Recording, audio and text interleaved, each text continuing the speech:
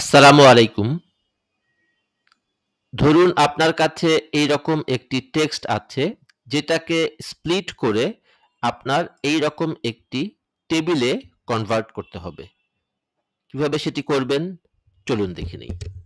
প্রথমে আমরা লিখতেছি ইকুয়াল টু ফাংশনটার নাম কি টেক্সট স্প্লিট। টেক্সট স্প্লিট লিখে ট্যাব প্রেস করলাম। তো এক্সেল জিজ্ঞাসা করতেছে কোন টেক্সটকে স্প্লিট করব। আমরা এই টেক্সটটাকে স্প্লিট করব, এটাকে রেফার করে দিলাম। এরপর আমি প্রেস করছি কমা। এবার জিজ্ঞাসা করতেছে কলাম ডেলিমিটার কি। তো যেখানেই হাইপেন পাবে তার পরের ডাটাটাকে এক্সেল নতুন একটা কলামে নিয়ে যাবে। তাই কলাম ডেলিমিটার হচ্ছে হাইপেন।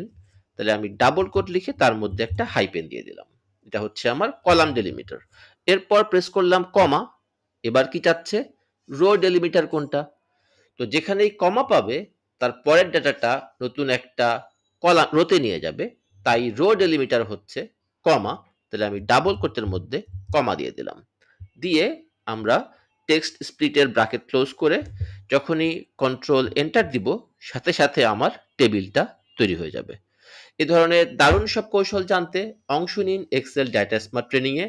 যোগাযোগ করুন 019724111511 নম্বরে।